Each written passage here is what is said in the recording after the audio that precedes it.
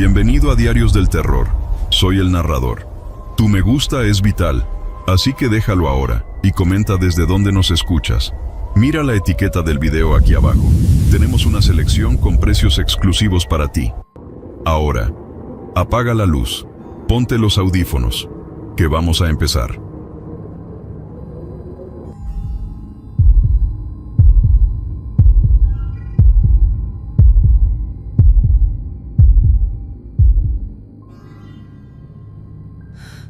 Tu escudo contra el miedo es un weighted blanket.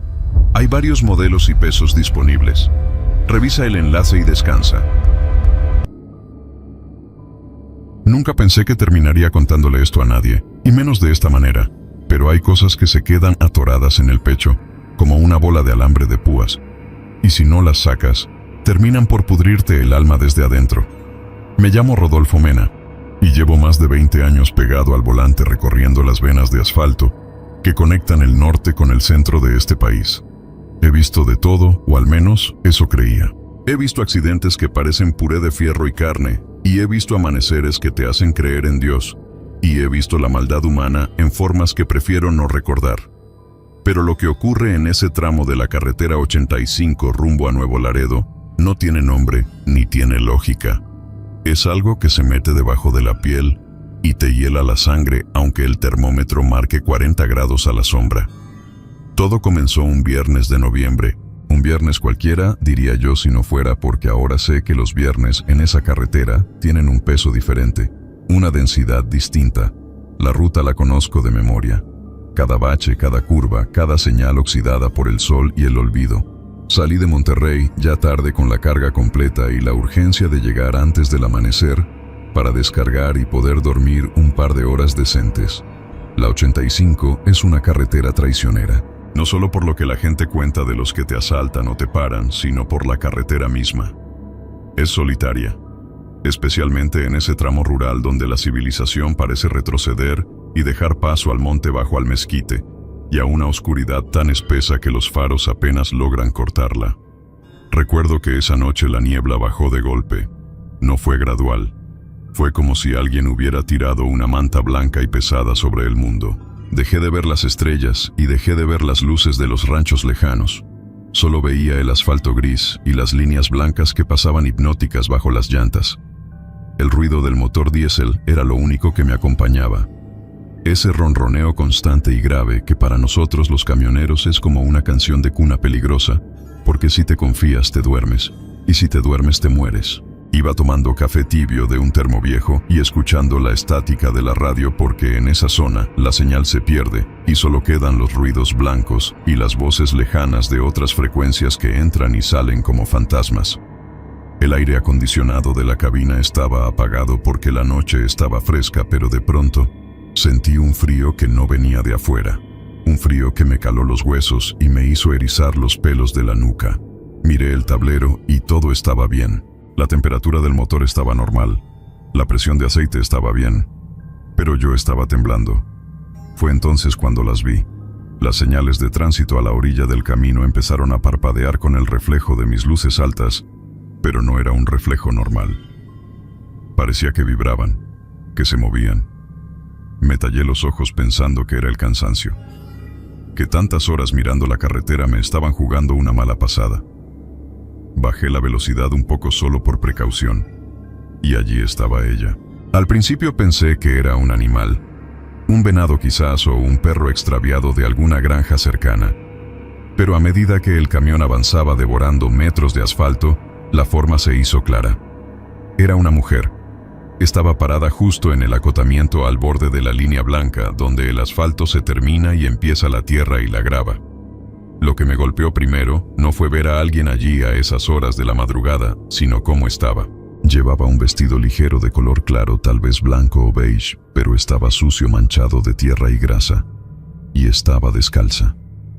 Pude ver sus pies desnudos sobre la grava afilada y sentí un dolor reflejo en mis propios pies. Cualquier camionero con experiencia te dirá que nunca te detengas, que sigas de largo, que es una trampa, que pueden ser asaltantes usando un señuelo o algo peor. Mi cerebro me gritaba que acelerara, que clavara el pie en el acelerador y no mirara atrás. más, pero mis manos no obedecieron.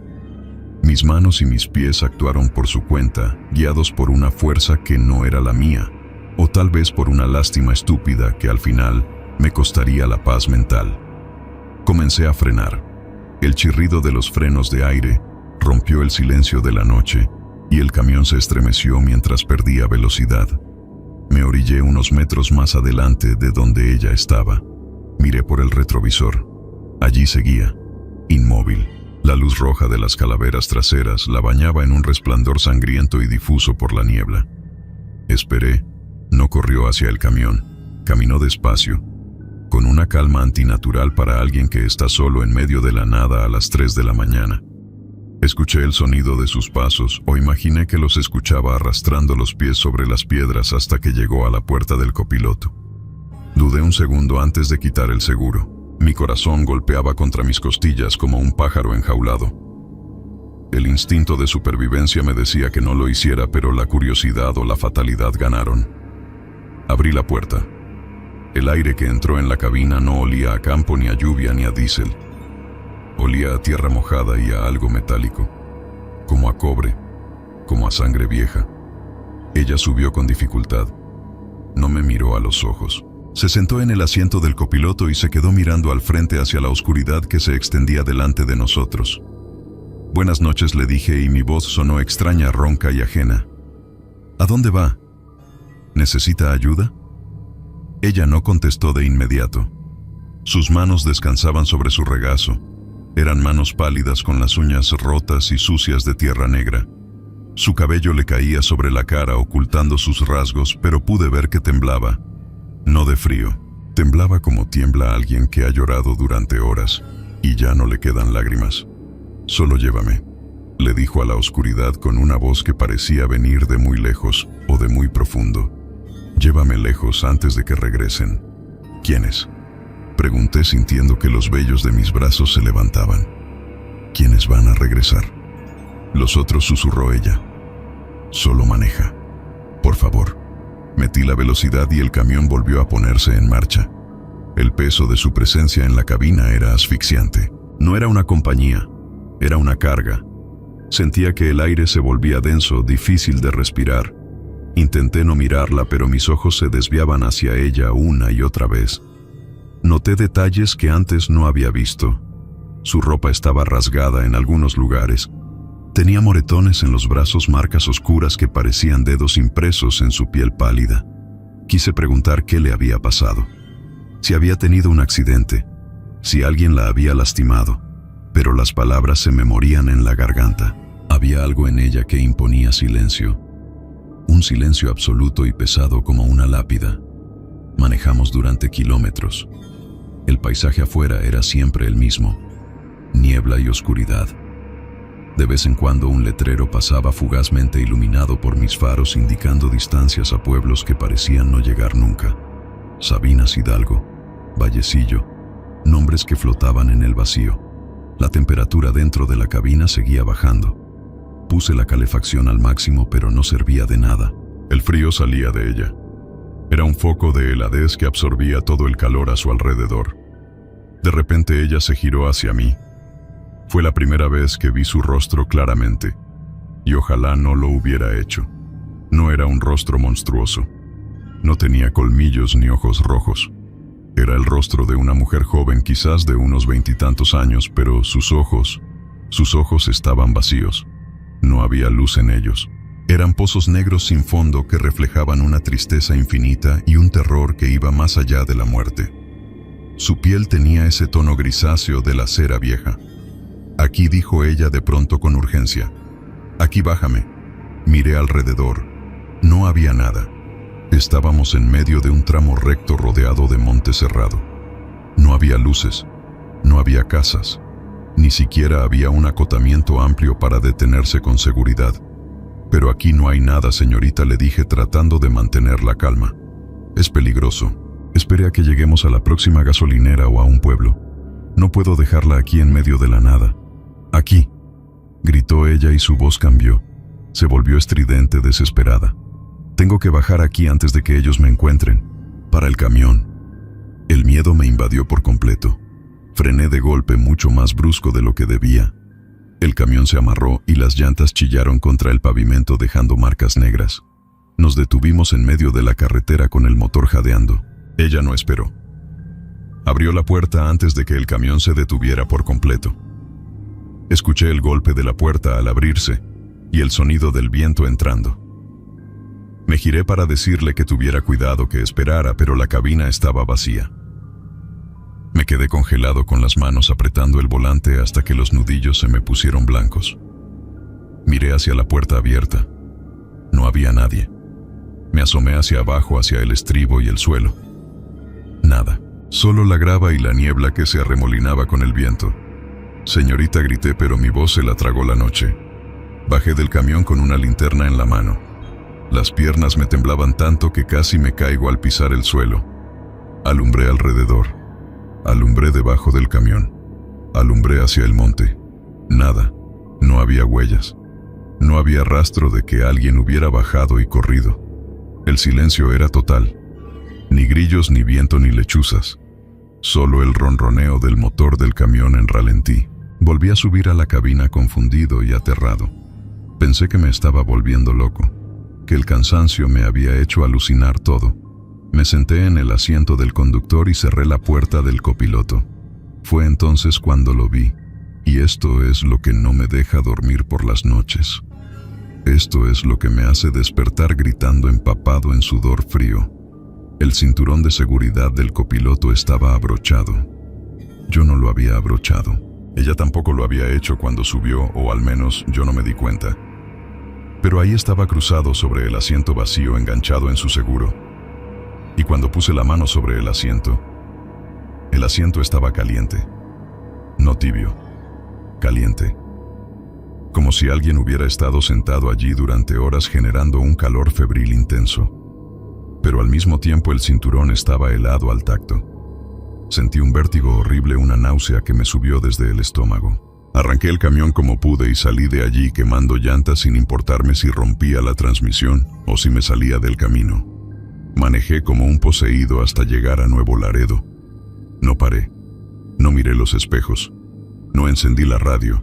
Solo recé todas las oraciones que me sabía y algunas que inventé en el momento. Llegué a la terminal de carga con el sol ya saliendo. Los guardias me miraron raro. Me dijeron que parecía que había visto a un muerto. No les dije nada. Entregué los papeles con las manos temblorosas y me fui a un pequeño comedor que hay cerca de la aduana, donde suelen juntarse los veteranos, los que llevan toda la vida en la ruta. Necesitaba café, necesitaba ver gente viva, necesitaba ruido. Me senté en una mesa del fondo. Había un viejo ahí, don Anselmo le decían, un hombre que conocía la carretera 85 mejor que la palma de su mano. Me vio la cara y no se burló, solo empujó su taza de café hacia mí y me preguntó en voz baja, «¿La viste, verdad?» Levanté la vista. Mis ojos ardían. No tuve que preguntar a qué se refería. Solo asentí. «Es viernes», dijo él con naturalidad, como quien habla del clima. «Los viernes ella sale a buscar aventón, siempre en el mismo tramo, siempre descalza». «¿Quién es?», pregunté y mi voz sonó quebrada como cristal pisado. Don Anselmo suspiró y sacó de su cartera un recorte de periódico viejo amarillento y doblado en 4. Lo desdobló con cuidado sobre la mesa de formica. La fecha era de octubre de 1997. El titular apenas se leía, pero la foto en blanco y negro sí. Era borrosa con el grano grueso de los periódicos antiguos, pero era ella. La misma cara, los mismos ojos tristes. «La encontraron un viernes por la mañana», dijo don Anselmo señalando el papel con un dedo calloso. «Atropellada. Dicen que escapaba de alguien.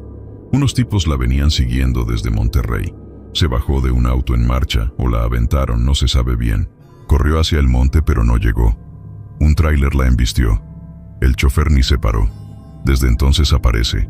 Dicen que busca quien la saque de ahí, quien la lleve lejos antes de que los otros regresen. Pero nunca llega. Siempre se baja en el mismo lugar donde la mataron. Sentí que el mundo se me venía encima. La descripción del reporte policial coincidía en todo. El vestido claro, la zona, la hora. Leí las líneas borrosas del artículo tratando de encontrar una explicación lógica, algo que me dijera que todo era una coincidencia. Pero no había nada. Solo la realidad fría y dura impresa en papel barato hace más de 20 años. Don Anselmo guardó el recorte y terminó su café. No eres el primero, muchacho, y no serás el último. Pero ten cuidado. Dicen que si te paras una vez, ella te marca, que ya sabe quién eres. Desde ese día no he vuelto a ser el mismo. Sigo manejando porque es lo único que sé hacer y porque tengo una familia que mantener. Pero ya no manejo de noche los viernes. Invento excusas. Digo que el camión se descompuso, que me enfermé. Cambio turnos. Hago lo que sea para no pasar por ese tramo de la carretera 85 cuando cae la oscuridad del viernes. Porque a veces cuando estoy solo en la cabina y el silencio se hace pesado, aunque sea martes o jueves, aunque sea de día, a veces huelo ese olor a tierra mojada y sangre vieja, y siento que el asiento del copiloto se calienta a mi lado. Y por el rabillo del ojo veo una sombra pálida sentada allí con las manos en el regazo esperando. Y lo peor no es el miedo a verla de nuevo.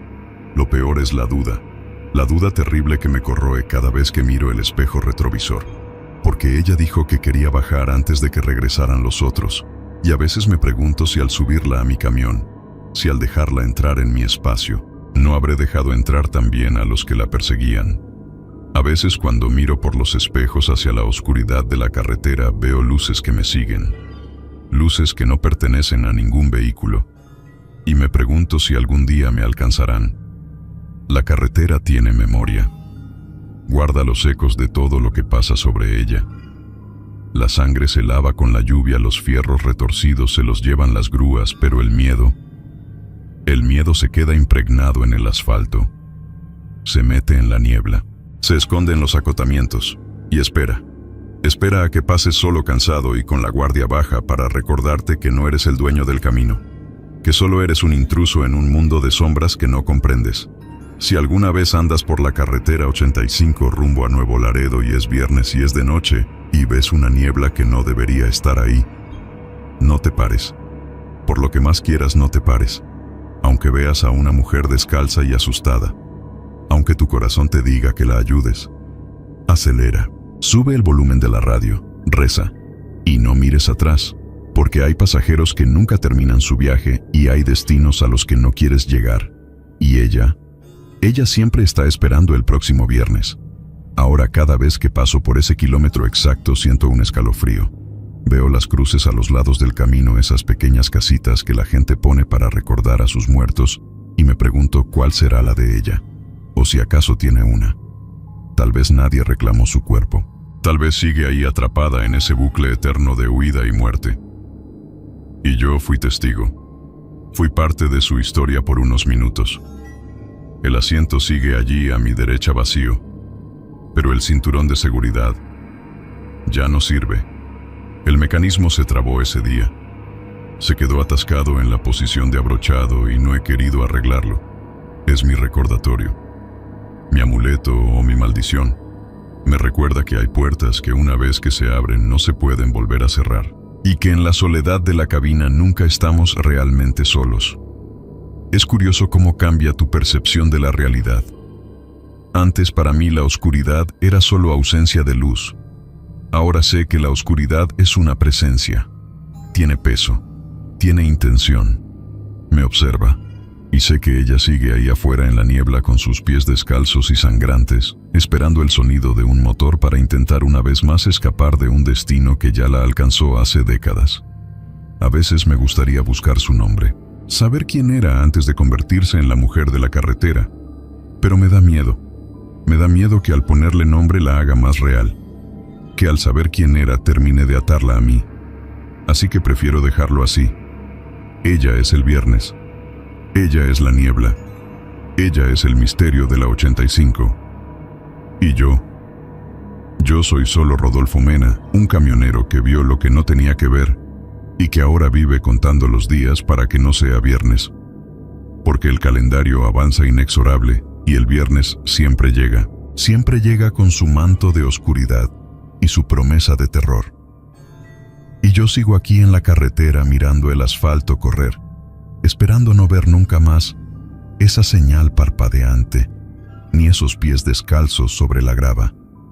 Pero en el fondo sé que es cuestión de tiempo, porque la carretera nunca olvida, y ella tampoco. He pensado en dejar el trabajo, buscar algo en un almacén, algo de día, algo seguro, pero la carretera es como una droga. Te llama, te necesita, y tal vez, solo tal vez, yo también la necesito a ella. Necesito volver a pasar por ahí para asegurarme de que sigo vivo, de que sigo de este lado del velo, aunque cada vez estoy menos seguro de dónde termina la vida y dónde empieza la pesadilla. Así que aquí estoy confesando mis pecados y mis miedos a la nada.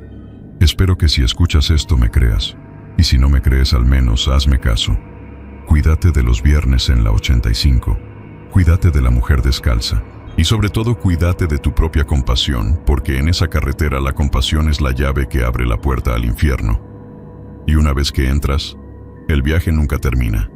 El asiento se queda caliente, el olor a sangre persiste, y los ojos vacíos te persiguen en cada sombra, en cada reflejo, hasta que tú también te conviertas en parte de la leyenda. Hasta que tú también seas solo una historia de terror que otro camionero cuente para no dormirse mientras atraviesa la noche infinita.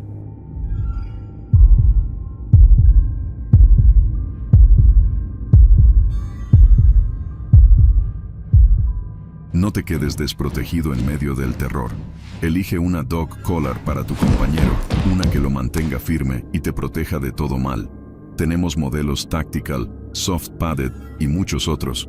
Entra al enlace del video y descubre cuál será la protección perfecta para tu guardián. No sé si alguien escuchará esto alguna vez, o si estas palabras se perderán en el mismo silencio que devoró a mi tía Dolores. Pero necesito decirlo. Necesito dejar constancia de lo que ocurre aquí antes de que mi mente termine de quebrarse por completo, o antes de que la casa decida que ya he visto demasiado. Mi nombre es Elena Velázquez y estoy grabando esto desde la biblioteca de la casona familiar. Son las 3 de la mañana y no me atrevo a salir de esta habitación.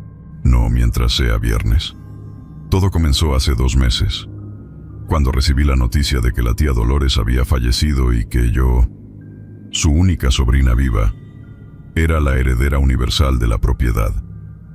La casa no está en Phoenix como decían algunos papeles viejos de la familia. Eso fue un error de registro o quizás una mentira piadosa para alejar a los curiosos. La casa Velázquez se erige solitaria en las afueras de un antiguo pueblo minero en los altos de Guanajuato, un lugar donde el sol golpea la piedra cantera con una violencia silenciosa y donde el polvo parece tener vida propia. Es una construcción colonial, inmensa, de muros gruesos que aíslan el calor del día pero que atrapan el frío de la noche como si fuera una tumba. Tiene ese olor particular de las casas viejas en México, una mezcla de madera curada, cera para pisos y algo más, algo dulce y rancio que nunca logré identificar hasta ahora. Llegué con la intención de limpiar, ordenar los asuntos legales y poner la propiedad en venta lo antes posible. No tenía ningún apego emocional por este lugar.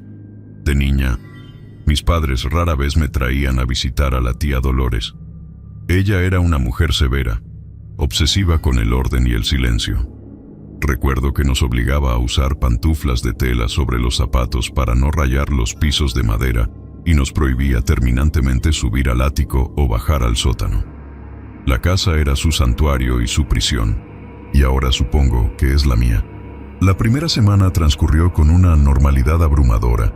Me dediqué a abrir ventanas que llevaban años cerradas, dejando que el aire seco de la sierra entrara para barrer el olor a encierro. Contraté a una señora del pueblo, doña Martita, para que me ayudara con la limpieza general, pero ella solo aceptó trabajar de lunes a jueves. Recuerdo perfectamente su expresión cuando le pedí que viniera un viernes para terminar con la sala principal. Se persignó rápidamente. Bajó la mirada y me dijo que los viernes eran días de guardar, que la tierra estaba inquieta y que ella prefería no tentar a la suerte. Pensé que eran supersticiones de gente de campo, leyendas locales sin fundamento. Le pagué su semana y le dije que no se preocupara, que yo me encargaría de la casa el fin de semana. Ese fue mi primer error. El primer viernes que pasé sola en la casa, desperté con una sensación extraña, como si la presión del aire hubiera cambiado durante la noche. El silencio era absoluto. No se escuchaban los pájaros habituales ni el lejano rumor de los camiones en la carretera. Me levanté y bajé a la cocina para prepararme un café. Mientras el agua hervía, noté el olor. No era el olor a café ni el de las tostadas. Era un olor penetrante a tierra mojada, a petricor, como cuando llueve torrencialmente sobre el suelo seco del desierto. Pero afuera el cielo estaba despejado y el sol brillaba con fuerza. Revisé las tuberías pensando que quizás había una fuga. Busqué manchas de humedad en las paredes de adobe, pero todo estaba seco. El olor parecía emanar del centro mismo de la casa, subiendo desde los cimientos. Traté de ignorarlo y continué con mi rutina. Decidí que ese día me dedicaría a limpiar la sala de estar, donde una colección de retratos antiguos de la familia Velázquez vigilaba desde las paredes. Pasé horas sacudiendo el polvo, puliendo los marcos dorados y acomodando los muebles que doña Martita había dejado cubiertos con sábanas blancas. Al mediodía, dejé la sala impecable. Brillaba. Me sentí satisfecha, como si al limpiar estuviera tomando posesión real del lugar. Fui a la cocina a comer algo rápido y regresé a la sala unos 20 minutos después para buscar mi teléfono, que había olvidado sobre la mesa de centro. Me detuve en seco en el umbral. La sala ya no estaba como la había dejado. No era un desorden caótico, era algo mucho más sutil y perturbador. Los cuadros, las fotografías de los abuelos y de la tía Dolores, estaban ligeramente torcidos.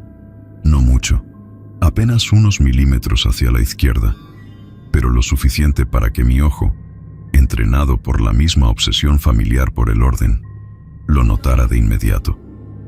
Me acerqué al retrato de la tía Dolores.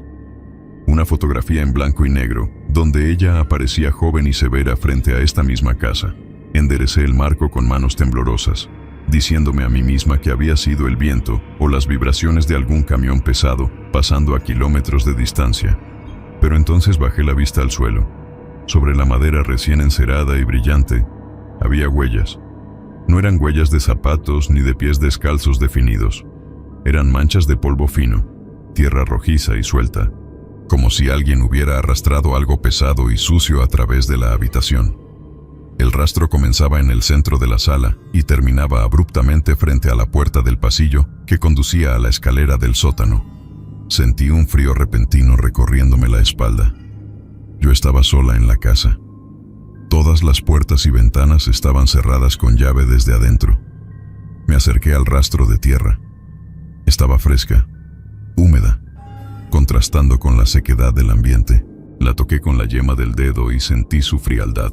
Era tierra de subsuelo, arcilla densa que no pertenecía a la superficie del jardín. Limpié las huellas con frenesí, restregando la madera hasta que me dolieron los brazos. Necesitaba borrar esa intrusión, negar su existencia. Pasé el resto del viernes encerrada en mi habitación, con la televisión encendida a todo volumen para no escuchar los crujidos de la casa. Esos sonidos de asentamiento que de pronto me parecían pasos sigilosos en el pasillo. La semana siguiente transcurrió sin incidentes. Doña Martita volvió el lunes y no mencionó nada, aunque noté que evitaba mirar hacia la puerta del sótano. Yo tampoco dije nada, convencida de que mi imaginación me había jugado una mala pasada debido al estrés del duelo y la mudanza. Pero llegó el segundo viernes. Esta vez el fenómeno comenzó antes del amanecer. Me despertó un sonido rítmico, sordo, que venía de arriba, del ático. Sonaba como si alguien estuviera arrastrando un mueble pesado. Scrag, pausa, scrag, pausa. Me quedé paralizada en la cama, con las sábanas hasta la barbilla, mirando el techo oscuro. Mi habitación está en el segundo piso, justo debajo del ático. El sonido era inconfundible. Alguien o algo estaba moviendo cosas allá arriba. Me armé de valor, o quizás de estupidez, y encendí la luz. El ruido cesó al instante. El silencio que siguió fue aún más aterrador que el ruido. Me vestí con lo primero que encontré y salí al pasillo. El olor a tierra mojada estaba allí de nuevo, más fuerte que la semana anterior. Era denso, casi masticable, y traía consigo un matiz metálico, como olor a sangre vieja o a herramientas oxidadas. Subí la escalera hacia el ático con una linterna en la mano. La puerta de madera crujió al abrirse, revelando un espacio inmenso lleno de cajas apiladas y muebles cubiertos de polvo. Iluminé cada rincón, esperando encontrar una rata, un mapache, cualquier cosa viva que explicara los ruidos. Pero no había nada. El polvo en el suelo estaba intacto. Una capa gris y uniforme cubría todo, sin una sola huella que delatara el movimiento de los muebles. Sin embargo, cuando estaba a punto de darme la vuelta, la luz de mi linterna cayó sobre un viejo baúl en la esquina más alejada. Estaba abierto. Yo recordaba haber visto ese baúl cerrado la primera vez que inspeccioné la casa. Me acerqué lentamente.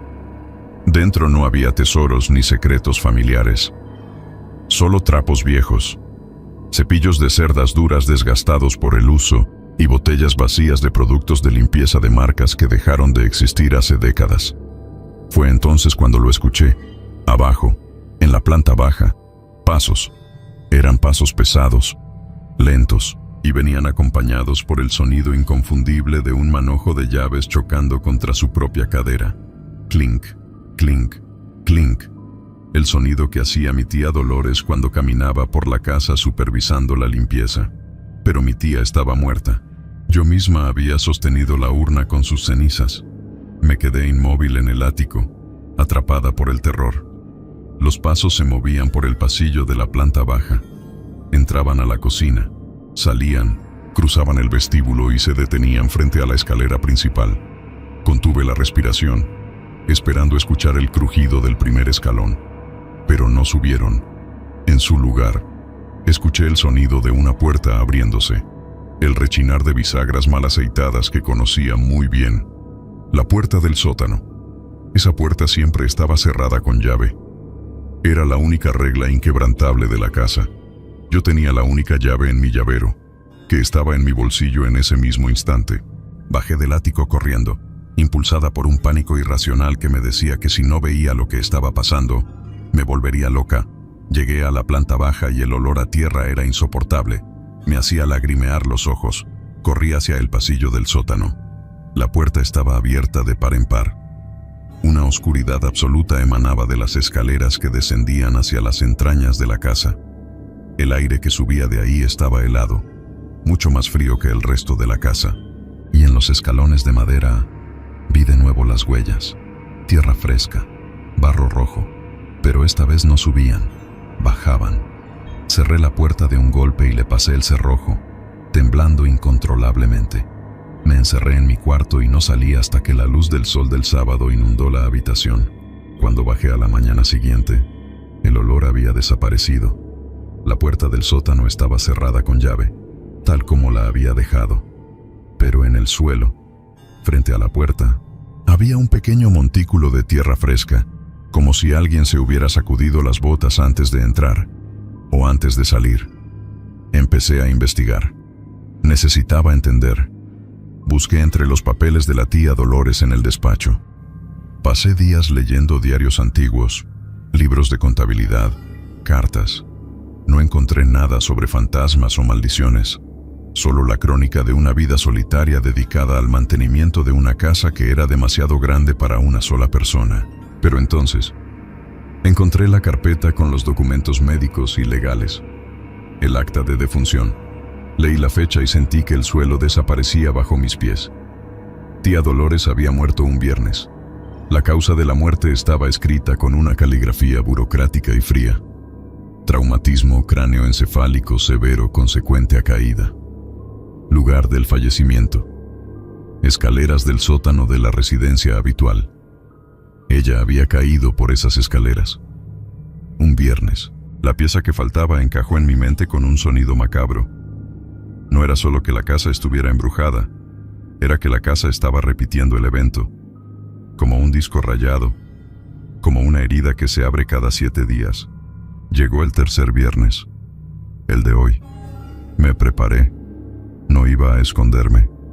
Necesitaba confrontar esto, o quizás solo necesitaba probarme a mí misma que no estaba perdiendo la razón. Durante el día, la tensión en el aire era palpable. La electricidad estática me erizaba el vello de los brazos. Los objetos cambiaban de lugar en cuanto les daba la espalda. Dejaba una taza en la mesa y aparecía en la repisa de la chimenea. El cuadro de mi abuelo aparecía boca abajo, pero lo peor era el polvo. No importaba cuánto limpiara. A los 5 minutos las superficies estaban cubiertas de una fina capa de polvo rojizo, como si la casa estuviera exhalando tierra por sus poros. Al caer la noche, el olor regresó, más violento que nunca. Olía a flores podridas y a sótano húmedo. Me senté en la biblioteca, la habitación más cercana al vestíbulo, y esperé. A las 11 de la noche comenzaron los ruidos. No eran sutiles, eran golpes. Golpes fuertes contra las paredes, como si alguien estuviera buscando una salida o, peor aún, una entrada. Pum, pum, pum. Las paredes vibraban. Sentí el miedo líquido en mi estómago, pero no me moví. Entonces escuché el sonido del agua. Alguien había abierto los grifos en la cocina. Corrí hacia allá. El agua salía a borbotones, pero no era agua limpia. Era un líquido marrón, espeso, lodo. Cerré las llaves con fuerza, manchándome las manos de esa inmundicia fría. «Basta», grité al vacío. «Esta es mi casa ahora». El silencio me respondió, un silencio pesado y burlón. Y entonces, desde el pasillo, escuché el sonido de algo rodando. Una cubeta de metal rodando por el suelo de piedra. Clan, clan, clan, clan. Se detuvo justo en la entrada de la cocina. Me asomé al pasillo. La puerta del sótano estaba abierta de nuevo, pero esta vez había luz abajo.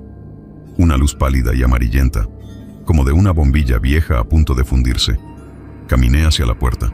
Mis piernas no querían obedecerme, pero una fuerza morbosa me empujaba. Me detuve en el borde de la escalera y miré hacia abajo. Al final de los escalones, en la oscuridad parcial del sótano, vi una figura. Estaba de espaldas a mí. Llevaba un vestido gris, antiguo, y tenía el cabello recogido en un chongo severo y apretado. Estaba inclinada sobre el suelo, frotando una mancha invisible con un trapo sucio. El movimiento era frenético, obsesivo. Frotar, frotar, frotar. El sonido de la tela contra el cemento era áspero y doloroso. «¿Tía Dolores?», susurré. La figura se detuvo. Lentamente, muy lentamente, giró la cabeza hacia mí, pero no tenía rostro. Donde debían estar sus ojos y su boca, solo había tierra, una máscara de barro húmedo y pulsante que cubría sus facciones por completo. Entonces, la figura levantó un brazo y señaló hacia mí, o mejor dicho, señaló hacia mis pies. Bajé la vista. Estaba parada en el primer escalón. El escalón estaba cubierto de una sustancia resbaladiza, jabón mezclado con tierra. El terror me golpeó como un puñetazo físico. Entendí lo que estaba pasando. No estaba viendo un fantasma. Estaba siendo invitada a participar en la repetición. Ella no se había caído por accidente. Ella estaba limpiando, siempre limpiando, y la casa, esta maldita casa que exige sacrificios, la había empujado. O quizás ella misma se había resbalado en su propia obsesión. Di un paso atrás, intentando alejarme del borde, pero mi pie resbaló en el jabón que no había visto antes. Mis manos buscaron desesperadamente el marco de la puerta. Mis uñas arañaron la madera, astillándose. Logré sostenerme por un milagro de equilibrio y adrenalina. Mi corazón latía tan fuerte que me dolía el pecho. La figura abajo en el sótano emitió un sonido. No era un grito, era una risa seca, como piedras chocando entre sí, y comenzó a subir las escaleras. No corría, subía a gatas, con movimientos desarticulados, como una araña gigante y rota. Crack, crack, crack. El sonido de sus huesos, o de la casa, no lo sé. Corrí hacia la biblioteca y me encerré. Arrastré el escritorio pesado contra la puerta. Y aquí estoy. Llevo horas escuchando cómo rasguña la puerta del otro lado. No intenta entrar por la fuerza. Solo rasguña. Scrag, scrag. Y susurra cosas. No entiendo las palabras, pero reconozco el tono. Es el tono de alguien que está regañando a una niña por ensuciar el piso. El olor a tierra está llenando la habitación. Siento que el polvo se acumula en mi garganta. Me cuesta respirar. Miro hacia las esquinas de la biblioteca y veo cómo la oscuridad se espesa, tomando formas. Lo más aterrador no es que ella esté ahí afuera. Lo más aterrador es lo que siento dentro de mí. Una necesidad imperiosa, casi incontrolable, de abrir la puerta, tomar una escoba y ponerme a limpiar. Siento que la suciedad es un pecado, que el polvo es mi enemigo y que debo purificar esta casa aunque me cueste la vida. Mis manos están manchadas de tierra y no importa cuánto las frote, y no se limpian. El viernes está por terminar. Faltan unos minutos para que salga el sol del sábado. Los rasguños han cesado. El silencio está volviendo. Pero sé que esto no ha terminado. Sé que el próximo viernes será peor. Y sé que no voy a irme. No puedo irme. La casa está sucia, muy sucia, y alguien tiene que limpiarla. Tengo miedo de mirar al espejo y no ver mi rostro, sino esa máscara de barro. Tengo miedo de que la próxima vez que baje al sótano, no sea para investigar, sino para quedarme. Si encuentran esta grabación, por favor, no entren los viernes, y si ven polvo en el suelo, no lo limpien, déjenlo estar, porque si empiezan a limpiar, nunca podrán detenerse. Ahora, debo irme. Veo una mancha en la alfombra, justo ahí, en el centro, y me está volviendo loca. Tengo que limpiarla. Solo será un momento. Solo un poco de jabón y agua. Y todo estará bien. Todo estará limpio. Todo estará en silencio. Para siempre.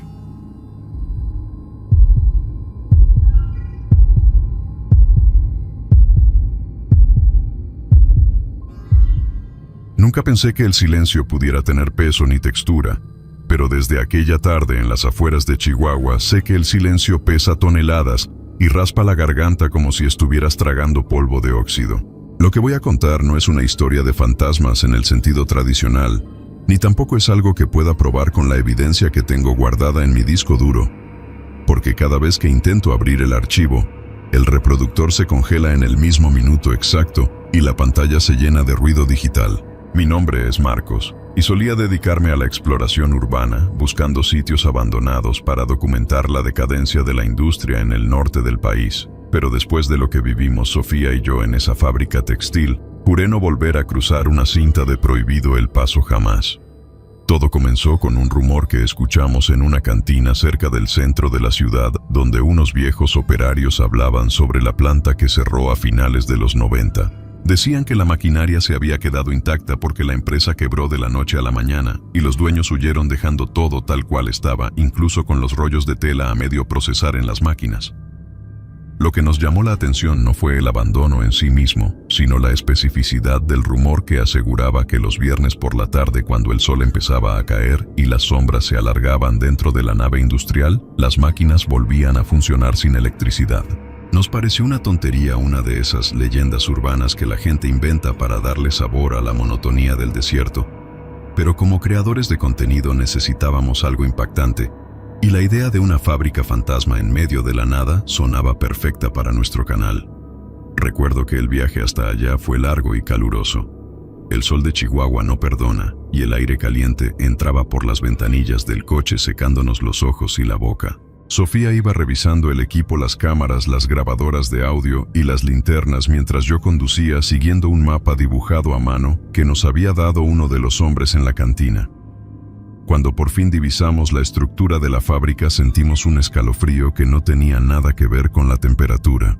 Era un edificio colosal de ladrillo rojo y techos de lámina oxidada que se alzaba como un gigante moribundo en medio de la llanura árida rodeado de matorrales secos y cercas de alambre de púas que el tiempo había vencido. Estacionamos el coche a unos 500 metros para no llamar la atención, aunque dudo que hubiera alguien vigilando aquel lugar olvidado de la mano de Dios. Al bajar del auto el viento nos golpeó con un olor extraño, una mezcla de aceite viejo, metal y algo más orgánico, algo dulce y penetrante que me revolvió el estómago. Pero no dije nada para no asustar a Sofía. Caminamos hacia la entrada principal sorteando escombros y vidrios rotos que crujían bajo nuestras botas como huesos pequeños. La tarde avanzaba y el cielo empezaba a teñirse de ese tono naranja y violeta tan característico de los atardeceres norteños, pero en lugar de parecerme hermoso, me resultó opresivo. como si el cielo estuviera bajando para aplastarnos contra la tierra. Entramos por un hueco en la pared lateral donde los ladrillos habían cedido. La transición de la luz cegadora del exterior a la penumbra del interior nos dejó ciegos por unos instantes. Cuando mis ojos se acostumbraron a la oscuridad, me quedé sin aliento ante la magnitud de la nave principal. Era un espacio inmenso similar a una catedral profana llena de columnas de acero y filas interminables de máquinas textiles. Eran telares mecánicos e hiladoras industriales, monstruos de hierro fundido, que parecían dormir un sueño pesado y lleno de rencor. El polvo flotaba en el aire atrapado en los haces de luz que se filtraban por los agujeros del techo, creando columnas doradas que iluminaban la maquinaria inerte. Sofía sacó su cámara y empezó a grabar susurrando comentarios sobre la arquitectura y la atmósfera lúgubre del lugar. Yo me dediqué a caminar entre los pasillos de las máquinas, sintiendo cómo la temperatura bajaba drásticamente a medida que nos adentrábamos en el corazón de la fábrica. Hacía frío, un frío antinatural que se colaba por debajo de la ropa y se instalaba en los huesos. Miré mi reloj y vi que eran las 6 de la tarde de un viernes, la hora en que, según la leyenda, el turno muerto comenzaba. Me acerqué a una de las hiladoras más grandes, situada casi al fondo de la nave. Tenía una placa de metal sucia de grasa que la identificaba como la máquina número 5. Algo en esa máquina me atraía y me repelía al mismo tiempo. Estaba rodeada de un silencio más denso que en el resto de la fábrica, como si el aire alrededor de ella estuviera estancado. Noté que había manchas oscuras en el suelo de concreto, manchas antiguas, que podrían haber sido aceite, pero que tenían un contorno irregular y salpicado que me hizo pensar en cosas peores. Sofía se acercó a mí y me preguntó si sentía esa vibración en el suelo. Al principio pensé que era sugestión, pero luego puse la mano sobre el metal frío de la hiladora y lo sentí. Era un zumbido casi imperceptible, una corriente eléctrica residual que no debería estar ahí, porque los cables que colgaban del techo estaban cortados y los fusibles arrancados de las paredes. Nos miramos con inquietud, pero el morbo y la adrenalina nos mantuvieron allí. Decidimos colocar las cámaras sobre trípodes, apuntando directamente a la máquina número 5 y a los pasillos adyacentes, esperando captar algún fenómeno de voz electrónica o alguna orbe de luz. El sol terminó de caer y la fábrica se sumió en una oscuridad casi total, apenas rota por la luz de la luna que entraba por los tragaluces sucios. Encendimos las linternas y sus haces de luz blanca cortaron las tinieblas, proyectando sombras alargadas y grotescas que parecían bailar entre los telares. Fue entonces cuando el sonido comenzó. No fue un estruendo repentino, sino un clic metálico, seco, preciso, como si alguien hubiera bajado una palanca invisible. Sofía y yo nos quedamos paralizados, conteniendo la respiración. Luego vino otro clic y otro más, seguidos por el gemido oxidado de engranajes que llevaban décadas sin moverse. El sonido venía de todas partes y de ninguna, pero su epicentro era indudablemente la hiladora 5. Mi corazón latía tan fuerte que podía escucharlo en mis oídos, compitiendo con el ruido creciente de la maquinaria. Miré la pantalla de mi cámara y vi que la imagen parpadeaba con interferencia estática, líneas horizontales que distorsionaban la realidad digital, mientras que mis ojos veían la realidad física con una claridad aterradora. De repente, las luces del techo, que no tenían bombillas y cuyos cables colgaban inertes, soltaron un chispazo azulado. Fue un destello imposible, una burla a las leyes de la física. Y con ese chispazo la máquina número 5 cobró vida. No fue un arranque lento. Los rodillos empezaron a girar con una violencia furiosa y las agujas subían y bajaban a una velocidad vertiginosa, cosiendo el aire vacío.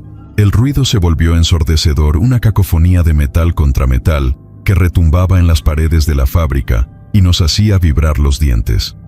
Sofía gritó algo que no pude escuchar y me señaló hacia el centro de la máquina.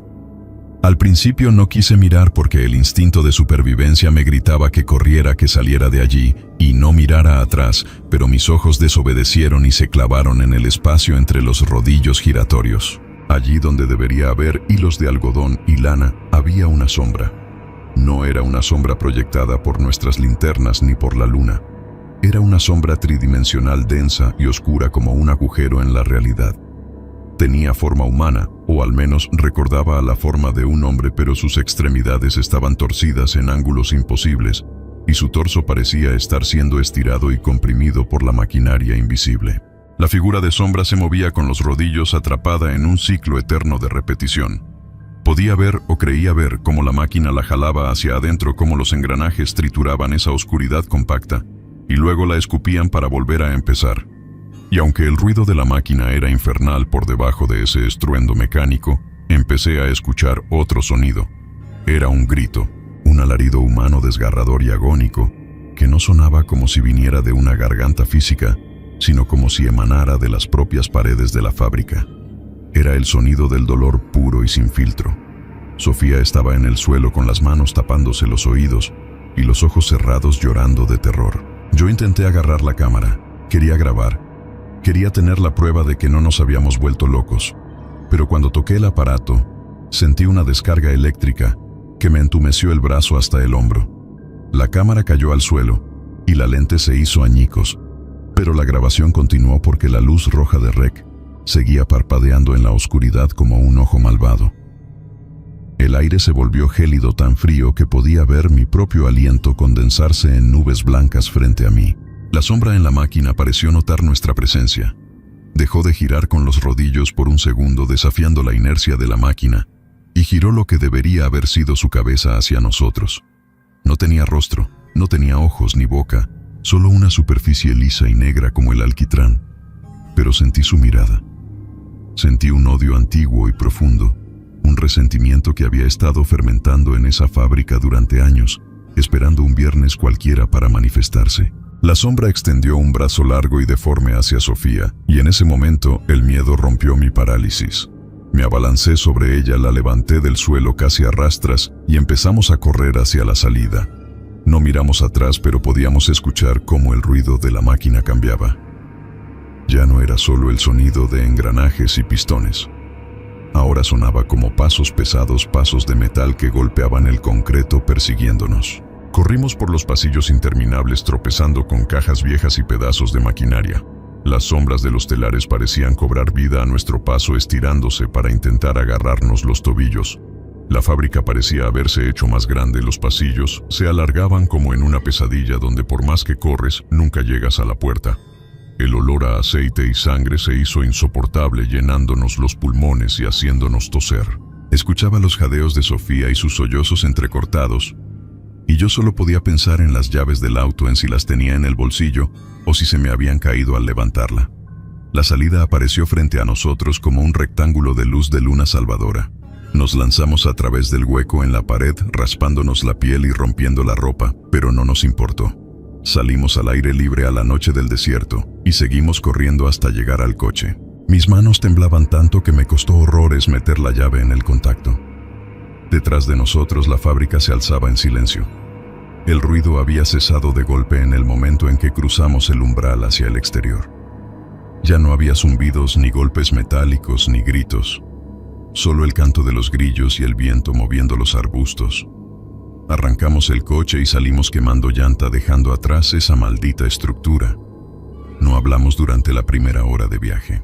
Sofía miraba por la ventana hacia la oscuridad del desierto, abrazándose a sí misma, y yo mantenía la vista fija en la carretera con los nudillos blancos de tanto apretar el volante. Cuando llegamos a la ciudad y las luces de las farolas nos dieron un poco de seguridad, nos atrevimos a mirarnos. Teníamos la ropa sucia de polvo y grasa, y nuestras caras reflejaban el terror puro que habíamos experimentado. Esa noche, ninguno de los dos pudo dormir. Nos quedamos en mi departamento con todas las luces encendidas, sentados en el sofá sin decir nada. Al día siguiente, con la luz del sol dándonos un poco de valentía, decidí revisar la tarjeta de memoria de la cámara que había logrado recuperar del suelo antes de huir. La inserté en la computadora con las manos sudorosas, esperando ver la prueba de lo sobrenatural, esperando ver a la sombra en la máquina número 5. El archivo estaba allí. Tenía la fecha y la hora correctas. Le di doble clic y el video comenzó a reproducirse. Se veía la entrada a la fábrica, se veía a Sofía caminando entre los telares, se escuchaban nuestros comentarios sobre el polvo y el abandono. Todo normal. Pero cuando el video llegaba al momento en que nos acercamos a la hiladora 5, la imagen empezaba a distorsionarse. El audio se volvía un chirrido agudo y doloroso, y justo en el instante en que las luces debieron parpadear y la máquina debió encenderse, la pantalla se fue a negro. No un negro de apagado, sino un negro activo pixelado. Y en medio de ese negro, por una fracción de segundo, antes de que el archivo se corrompiera y mi computadora se reiniciara sola, pude ver algo. No era la sombra. Era mi propia cara, pero no mi cara como es ahora. Era mi cara gritando con la boca abierta en un alarido mudo, y mis ojos no eran mis ojos. Eran dos agujeros negros vacíos como los de la sombra. Desde entonces no hemos vuelto a hablar del tema. Sofía vendió su equipo y se mudó a otra ciudad. Yo sigo aquí en Chihuahua, pero evito pasar por la carretera que lleva a la vieja zona industrial. Sin embargo, hay algo que no puedo evitar. Los viernes por la tarde, cuando el sol empieza a caer y las sombras se alargan en mi propio departamento, siento un frío repentino. Escucho un zumbido bajo casi imperceptible que parece venir de las paredes. Y a veces, solo a veces, me llega ese olor dulce y metálico de aceite y sangre vieja. Y sé que en algún lugar en esa nave abandonada, la máquina número 5 se ha encendido otra vez y que la sombra sigue ahí girando eternamente atrapada en su turno muerto, esperando a que alguien más sea lo suficientemente estúpido como para ir a visitarla. Lo peor no es el miedo a que venga por mí. Lo peor es la certeza de que una parte de mí se quedó allá atrapada en ese video corrupto gritando en silencio en la oscuridad de la fábrica. Y cada viernes siento que esa parte de mí sufre un poco más mientras los engranajes vuelven a triturar el vacío. Ahora trato de llevar una vida normal. Trabajo en una oficina con luces fluorescentes que siempre están encendidas y donde siempre hay ruido de gente y teléfonos. Pero no puedo dejar de pensar en la historia de aquel trabajador. Investigué un poco en los archivos de la hemeroteca local, buscando noticias de la época del cierre de la fábrica. Encontré una nota pequeña en la sección de sucesos de un periódico amarillento de 1998. Hablaba de un accidente laboral. Un operario de mantenimiento llamado Elías que había sido tragado por una hiladora durante el turno de tarde un viernes. La nota decía que sus compañeros no pudieron apagar la máquina a tiempo porque el sistema eléctrico falló y los controles se bloquearon. Decía que tardaron horas en sacar lo que quedaba de él. Lo que me heló la sangre no fue la descripción del accidente, sino una frase al final del artículo. El capataz declaraba que incluso después de cortar la corriente general, la máquina siguió girando por inercia durante minutos, que parecieron horas triturando todo a su paso. Esa es la energía que sentimos. Esa es la inercia del dolor que no se detiene. A veces me pregunto si Elías sabe que está muerto, o si sigue pensando que es un viernes cualquiera y que solo tiene que terminar su turno para irse a casa. Me pregunto si la sombra que vimos es su alma, o si es algo más, algo que se alimenta de la tragedia repetida. No tengo respuestas y sinceramente ya no las quiero. Solo quiero que los viernes pasen rápido. Solo quiero que llegue el sábado y el sol vuelva a salir sin esas sombras largas que parecen dedos estirándose hacia mí. Pero hoy es viernes otra vez. Y estoy aquí sentado frente a mi computadora escribiendo esto mientras la luz de la tarde cae. Y hace un momento, justo antes de empezar a escribir, escuché un clic metálico y seco que vino de la cocina. Tal vez fue el refrigerador, tal vez fue una tubería, o tal vez la fábrica se está expandiendo, tal vez sus pasillos invisibles han llegado hasta aquí y la máquina número 5 me está llamando para que termine lo que empecé. El zumbido está volviendo. Lo siento en las muelas. Huele a aceite quemado. Creo que debo dejar de escribir ahora. Creo que las luces van a parpadear. Si alguien encuentra este texto, por favor, no busquen la fábrica. Déjenla en paz. Dejen que el viernes termine. Dejen que el turno muerto siga su curso sin testigos. Porque hay cosas que no deben ser vistas y hay silencios que nunca deberían romperse. Más sí.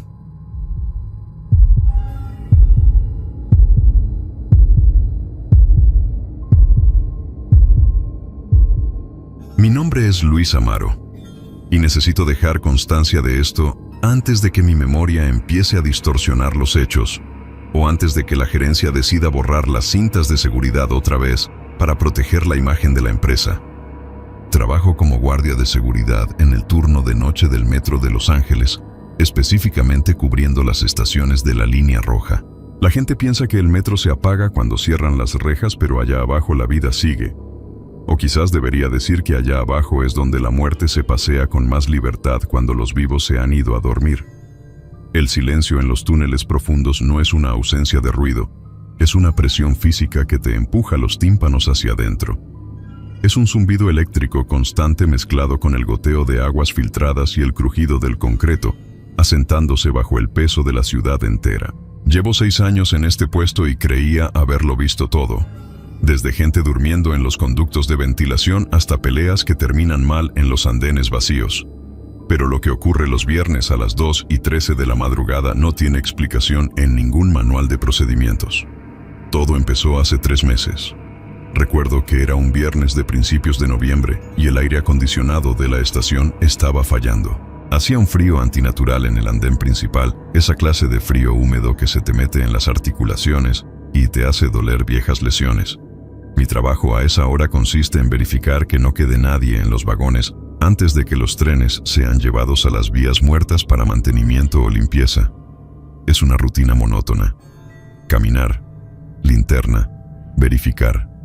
Caminar, linterna, verificar. Aquella noche, el último tren había llegado con retraso y se quedó parado en la vía 2 esperando la señal para avanzar hacia el depósito.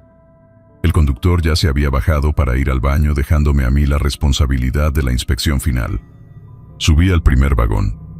El olor a desinfectante barato intentaba cubrir el hedor rancio de humanidad, sudor y comida rápida que se acumula durante el día. Todo parecía normal. Asientos vacíos. Algunos periódicos tirados en el suelo. Una botella de refresco rodando con el movimiento casi imperceptible del tren en reposo.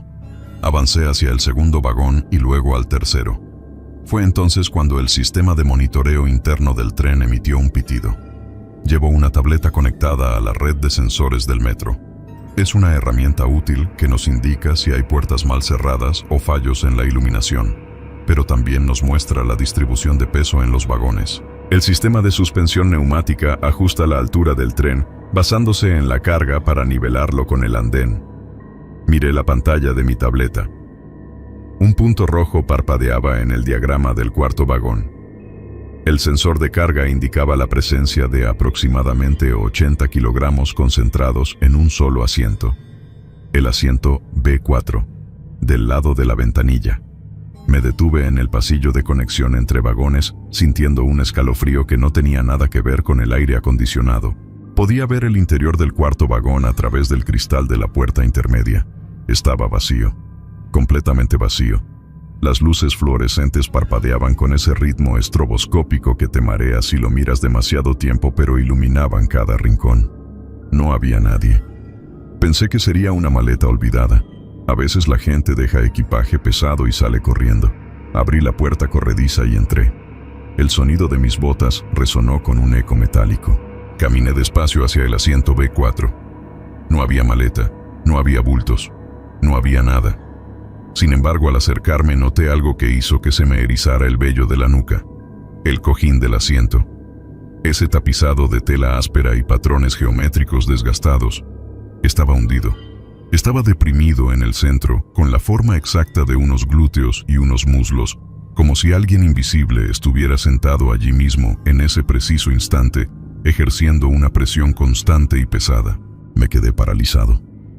Mi mente racional buscaba explicaciones. Un resorte roto. Una falla en la espuma del relleno. Acerqué la mano para tocarlo, pero me detuve a unos centímetros. El aire alrededor de ese asiento estaba helado. Mucho más frío que en el resto del vagón. Y entonces lo vi. O mejor dicho, entonces mi cerebro procesó lo que mis ojos se negaban a aceptar. La tela del asiento no solo estaba hundida, estaba mojada. Una mancha oscura y viscosa comenzó a expandirse desde el centro de la depresión, empapando el tejido grisáceo. En la penumbra parpadeante parecía aceite, pero el olor me golpeó de inmediato. Ese olor metálico y cobrizo inconfundible. Sangre. Sangre fresca y caliente brotando de la nada sobre un asiento donde no había nadie.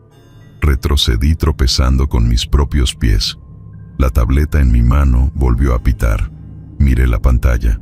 El peso seguía ahí, 80 kilogramos, estáticos. Levanté la vista hacia las cámaras de seguridad del vagón. esas pequeñas cúpulas negras en el techo que todo lo ven. Saqué mi radio para llamar a la central de control. Central, aquí Amaro. Tengo una situación en el tren 402, vía 2. Necesito confirmación visual en el vagón 4. La voz de Diego, el operador de cámara, sonó con estática y aburrimiento. Adelante, Amaro. Te veo en el vagón 4. ¿Estás solo? ¿Qué pasa? ¿Te asustó una rata? Tragué saliva. Mis ojos estaban fijos en el asiento hundido y sangrante. Diego, verifica el asiento B4. Dime qué ves. Hubo una pausa larga. El silencio de la radio se mezcló con el zumbido eléctrico del túnel. Veo el asiento, Amaro. Está vacío. Ni siquiera estás cerca de él. Estás parado en medio del pasillo mirando a la nada. ¿Estás bien? No lo entiendes, Diego. El asiento está hundido. Hay sangre, mucha sangre. Amaro, en la cámara no hay nada. El asiento está plano, está seco. Deja de jugar, que son las 2:15 de la mañana y quiero terminar mi café. Miré mi reloj. Eran las 2:13. Volví a mirar el asiento. La sangre ya goteaba hacia el suelo, formando un pequeño charco carmesí que reflejaba la luz intermitente del techo. Y fue entonces cuando la realidad se fracturó. Por un segundo, solo por una fracción de segundo, el parpadeo de la luz coincidió con un movimiento de mis párpados y lo vi. No era invisible. Estaba ahí, un hombre, o lo que quedaba de él. Estaba sentado con la postura rígida de quien espera su parada final. Llevaba una chaqueta de mezclilla destrozada, empapada en un líquido oscuro. Su cabeza colgaba en un ángulo imposible hacia el hombro izquierdo, como si las vértebras del cuello fueran polvo. Pero lo peor no eran las heridas. Lo peor era que, a pesar de estar destrozado, su cuerpo tenía una solidez innegable. Ocupaba espacio. Desplazaba el aire. Su mano derecha descansaba sobre su regazo y le faltaban 2 dedos. La sangre manaba de él con un ritmo constante, pulsante, como si su corazón todavía bombeara rabia y miedo en lugar de vida. Parpadeé y desapareció, pero el asiento seguía hundido. La sangre seguía allí manchando mis botas. Salí del vagón corriendo. No me avergüenza admitirlo. El miedo primitivo se apoderó de mí y cerré la puerta de conexión con manos temblorosas. Me quedé en el andén jadeando, mirando a través del cristal. Desde fuera el asiento se veía vacío, pero la mancha oscura era visible. La tableta seguía marcando el peso. 80 kilos de presencia fantasmal. Esperé en el andén sin atreverme a volver a entrar hasta que llegaron los de limpieza a las 3 de la mañana. Para entonces el tren ya había sido movido al depósito. Cuando me acerqué al equipo de limpieza para preguntarles si habían visto algo en el vagón, 4 me miraron extrañados. Me dijeron que el vagón estaba impoluto. Fui a comprobarlo yo mismo. El asiento B4 estaba seco. La tela estaba tensa. No había olor a sangre. Solo el persistente aroma a limón químico del limpiador industrial. Pensé que me estaba volviendo loco. Pedí ver las grabaciones de esa noche. Diego me las mostró de mala gana. En el video se me veía a mí entrar al vagón, caminar hacia el asiento vacío, quedarme mirando fijamente a la nada, y luego retroceder aterrorizado. No había sangre en el video. No había hundimiento en el cojín. Solo yo actuando como un lunático frente a un asiento de metro. Pero yo sé lo que vi, y sé lo que olí. Decidí investigar. No podía quedarme con la duda carcomiéndome la cabeza. Pasé mis días libres en la hemeroteca y buscando en foros olvidados de internet sobre accidentes en el transporte público de Los Ángeles. Fue difícil encontrarlo porque la ciudad tiende a enterrar sus tragedias bajo capas de noticias de espectáculos y política, pero finalmente di con un reporte policial de hace 12 años. Un accidente en la línea roja. Un choque menor según la prensa. Un descarrilamiento parcial debido a un fallo en los frenos de emergencia durante una prueba nocturna. El informe oficial decía que no hubo pasajeros porque el tren estaba fuera de servicio, pero había una nota al pie de página en el informe del forense, una nota que la prensa ignoró. Se encontró un cuerpo entre los restos del cuarto vagón, un indigente que probablemente se había colado para dormir y que nadie detectó. Varón, hispano, aproximadamente 30 años. Murió por traumatismo severo en el cuello y tórax. Nunca fue identificado. Fue enterrado en una fosa común como John Doe. La hora del accidente registrada en el informe técnico fue las 2:13 de la madrugada. Un viernes. Desde entonces he vuelto a trabajar cada viernes. No puedo dejar el trabajo, necesito el dinero, y a mi edad es difícil encontrar otro puesto de seguridad con estos beneficios. Pero he desarrollado una nueva rutina. Cuando dan las 2 de la mañana evito acercarme al cuarto vagón de cualquier tren. Me quedo en el extremo opuesto del andén mirando las cámaras en mi tableta. Y cada viernes exactamente a las 2:13, el sensor del vagón 4 se activa. El peso siempre es el mismo, 80 kilogramos. Aparece de golpe como si alguien cayera pesadamente sobre el asiento. Se queda allí durante exactamente 11 minutos, el tiempo que tardaron los paramédicos en llegar al lugar del accidente hace 12 años. Durante esos 11 minutos, los sensores de las puertas a veces marcan interferencias y las luces del túnel parpadean con más intensidad. Mis compañeros no lo notan o prefieren no hacerlo. Dicen que son fallos del sistema, que los sensores son viejos y necesitan calibración. Pero yo veo cómo evitan mirar hacia el túnel a esa hora. Veo cómo suben el volumen de sus radios para no escuchar el silencio. La semana pasada cometí un error.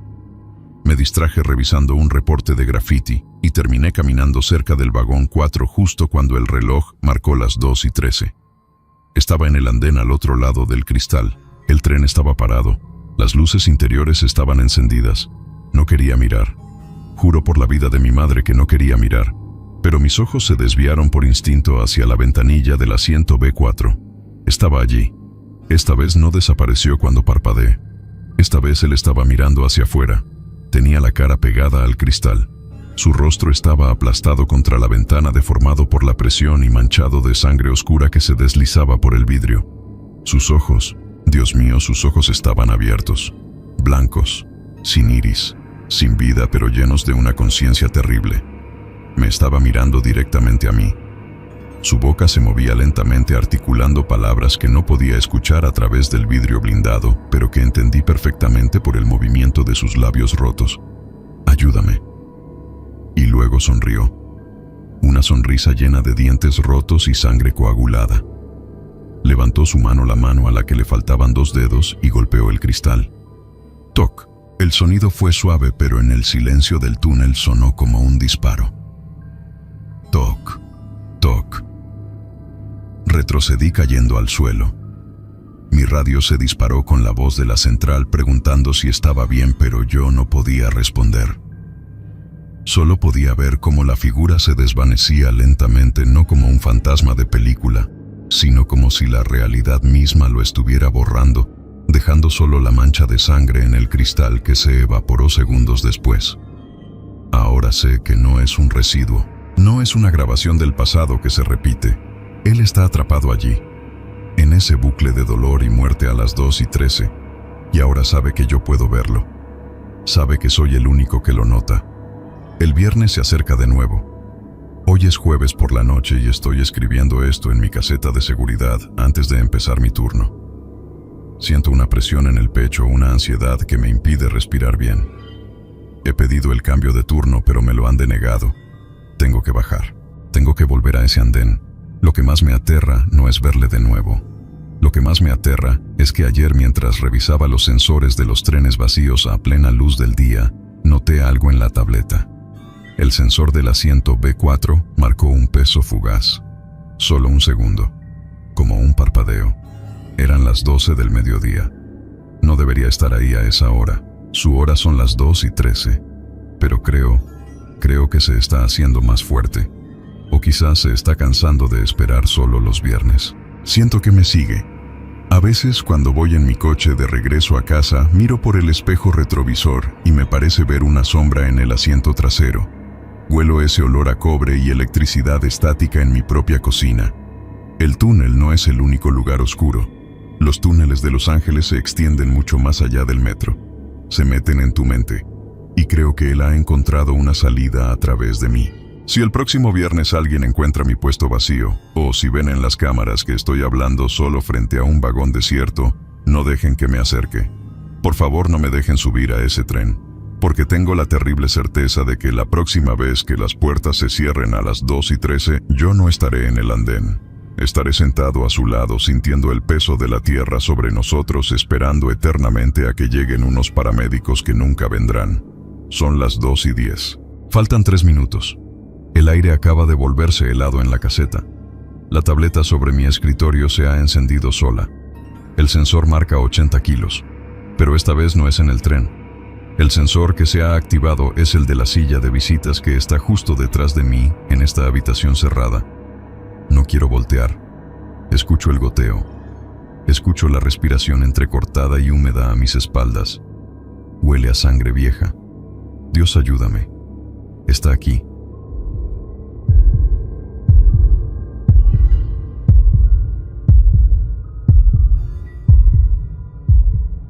No sé si alguien escuchará esto y mucho menos si alguien me creerá, pero necesito dejar constancia de lo que ocurre en esta casa, en esta cocina de azulejos de Talavera que antes era el corazón de mi vida y ahora es el centro de mi miedo.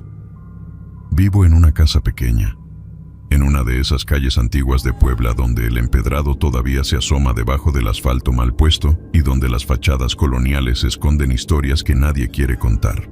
Desde mi ventana puedo ver los volcanes cuando el cielo está despejado.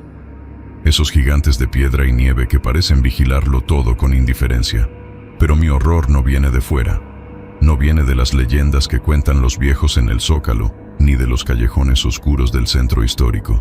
Mi horror tiene un horario fijo, una puntualidad que me hiela la sangre y un tamaño pequeño, tan pequeño como el de un niño de 8 años.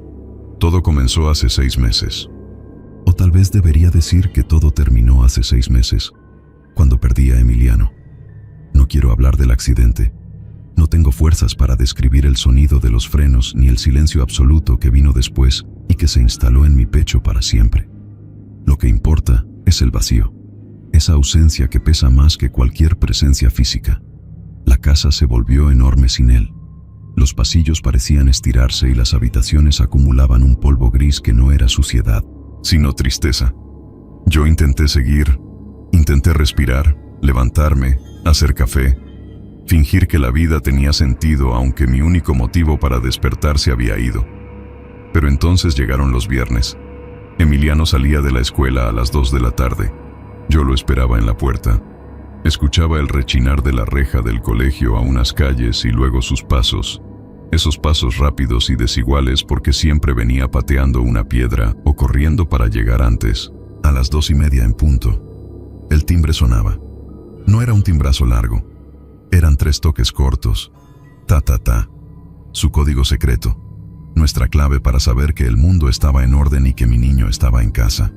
El primer viernes después del entierro yo estaba sentada en la cocina, mirando el reloj de pared con los ojos secos porque ya no me quedaban lágrimas. Las manecillas se movían con una lentitud exasperante. El sol de la tarde entraba por la ventana, iluminando las partículas de polvo que bailaban en el aire. Y hacía un calor seco, ese calor de Puebla que te seca la garganta. Cuando el reloj marcó las 2:30, sentí una punzada en el estómago, una mezcla de costumbre y dolor. Y entonces ocurrió. El timbre sonó. 3 toques cortos. Ta, ta, ta. Me quedé paralizada, con las manos aferradas al borde de la mesa de madera hasta que mis nudillos se pusieron blancos. El silencio que siguió al timbre fue más ruidoso que un grito. Pensé que era una alucinación, mi mente rota jugándome una broma cruel. Me levanté arrastrando los pies, sintiendo que el suelo se movía bajo mis suelas, y caminé hacia la entrada. El pasillo estaba en penumbra, pero la luz que se filtraba por debajo de la puerta principal era brillante. Abrí la puerta con el corazón golpeándome las costillas, esperando no ver a nadie, esperando confirmar que me estaba volviendo loca. Y no había nadie. La calle estaba desierta. Solo se escuchaba el ladrido lejano de un perro y el paso de algún coche sobre el asfalto caliente. El sol caía a plomo sobre la acera vacía. Cerré la puerta temblando y me recargué en ella, respirando agitadamente. Me dije a mí misma que había sido un niño del vecindario, una broma de mal gusto, o simplemente el viento moviendo los cables viejos del sistema eléctrico. Pero al viernes siguiente, a las 2:30, volvió a sonar. Ta, ta, ta. Esta vez no salí. Me quedé en la cocina, tapándome los oídos, meciéndome en la silla mientras lloraba. Pero el sonido no se quedó afuera, Segundos después del timbre, escuché el sonido metálico de la chapa del portón exterior. Es un sonido inconfundible, un chirrido agudo de metal contra metal que hace la reja al abrirse. El portón siempre se atoraba si no lo empujabas con maña, y Emiliano sabía exactamente cómo hacerlo. Escuché el chirrido, luego el golpe seco del metal cerrándose. Mis ojos estaban clavados en la puerta de la cocina que da al pasillo. Escuché pasos. No eran pasos de un adulto. Eran pasos ligeros, rápidos. El sonido de unos zapatos escolares con suela de goma golpeando el piso de loseta. Pat, pat, pat. Se detuvieron justo al otro lado de la puerta. Yo no podía moverme. El terror me había convertido en piedra. No era el miedo a un fantasma. Era algo peor. Era el miedo a la esperanza. ¿Y si era él? ¿Y si todo había sido un error?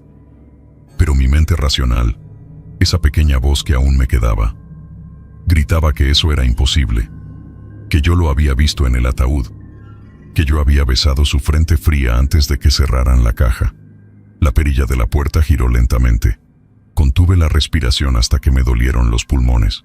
La puerta se abrió unos centímetros, pero nadie entró. Solo entró el aire, y con el aire entró el olor. No olía a muerto. No olía a humedad ni a flores podridas. Olía a madera recién tajada. Olía a grafito. Olía a goma de borrar y a papel de cuaderno barato. Olía a escuela. Era el olor de Emiliano cuando regresaba de clases, impregnado de ese aroma inconfundible de los útiles escolares y del sudor infantil después del recreo. El olor llenó la cocina, denso y real, evocando recuerdos tan vívidos que casi podía verlo sentado a la mesa sacando sus libros. Pero no había nadie. La puerta se quedó entreabierta y el silencio volvió a caer sobre la casa, pesado y sofocante. Fui a ver al doctor Salgado, un psicólogo que me recomendaron en la clínica, un hombre amable con gafas gruesas y voz pausada. Le conté todo, omitiendo el detalle del olor porque temía que me encerrara. Me miró con compasión y me habló del duelo patológico, de los mecanismos de defensa de la mente, de cómo el cerebro busca patrones y crea estímulos sensoriales para llenar el vacío de la pérdida. Me dijo que eran alucinaciones auditivas, proyecciones de mi deseo desesperado de que él volviera. Me recetó pastillas para dormir y me sugirió cambiar la rutina de los viernes. Salir de casa a esa hora, ir al parque, romper el ciclo. Lo intenté. El siguiente viernes salí de casa a las 2. Caminé por el centro, entre la gente que reía y comía helados, sintiéndome como un fantasma entre los vivos. Regresé a las 4, exhausta y con el dolor de cabeza que me provocaba la luz del sol. Cuando entré a la cocina, el aire se me congeló en la garganta. La silla de Emiliano, la que siempre estaba pegada a la mesa, estaba movida hacia atrás, como si alguien se hubiera acabado de levantar. Y sobre la mesa, en su lugar de siempre, había un vaso de vidrio con restos de leche. Yo no tomo leche, odio la leche. No había comprado leche desde antes del accidente. Me acerqué al vaso como si fuera una bomba. Toqué el borde con la yema del dedo. Estaba frío. Había un anillo de condensación en la mesa de madera, lo que indicaba que la leche había sido servida hacía poco tiempo. Abrí el refrigerador con manos temblorosas. Al fondo, escondido detrás de unos tuppers viejos con comida olvidada, había un cartón de leche. Estaba abierto. Yo no lo compré. Yo no lo puse ahí. Esa noche no dormí. Me quedé sentada en el sofá de la sala con un cuchillo en la mano, vigilando la oscuridad, escuchando los crujidos de la casa asentándose. ¿Quién había entrado? ¿Alguien tenía llaves? Se estaba volviendo loca mi mente hasta el punto de comprar leche y servirla sin darme cuenta. Eso es lo que diría el doctor Salgado. Que soy yo. Que en mis lagunas de dolor hago cosas que luego olvido para mantener viva la fantasía. Pero entonces ocurrió lo del vecino. Don Anselmo vive en la casa de enfrente. Es un señor mayor, jubilado, que pasa el día sentado en su porche vigilando la calle detrás de sus macetas de geranios. Unos días después del incidente del vaso de leche, me interceptó cuando salía a tirar la basura. Doña Rebeca, me dijo con voz temblorosa, quitándose el sombrero. «Dígame, don Anselmo», respondí, intentando parecer normal aunque llevaba días sin peinarme. «Mire, no quiero que se asuste, ni que piense que soy un viejo metiche, pero tengo que enseñarle algo. Usted sabe que puse esas cámaras de seguridad porque me robaron los tapones del coche la otra vez». Sacó su teléfono celular, un modelo viejo con la pantalla estrellada, y buscó un video con sus dedos torpes y manchados de tierra. «Es del viernes pasado», me dijo bajando la voz, como si temiera que alguien nos escuchara. A las 2:30. Le dio play al video.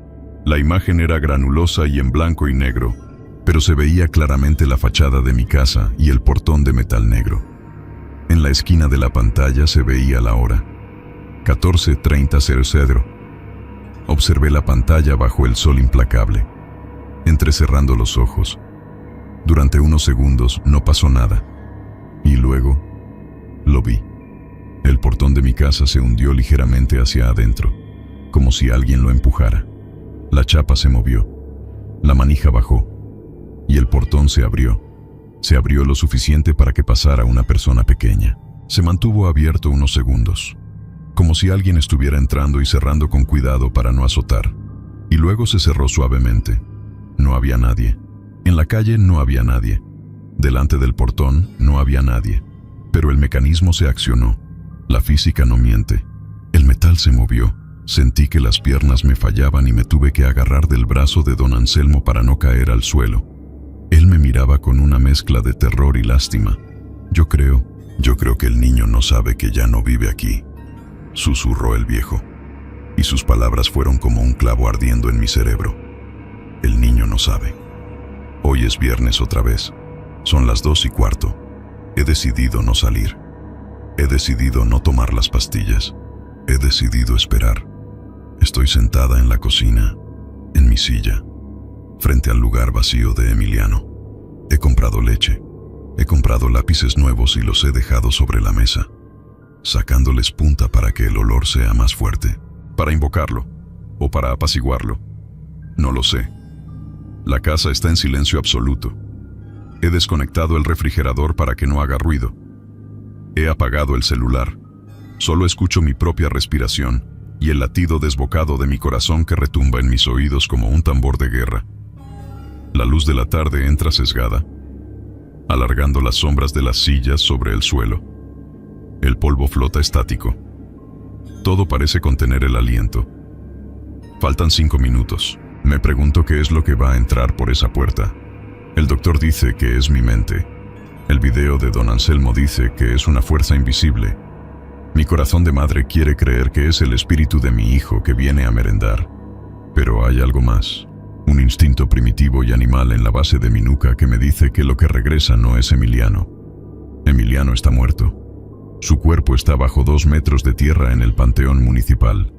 Lo que viene a las 2:30 tiene sus pasos, tiene su olor, tiene su rutina, pero no tiene su vida.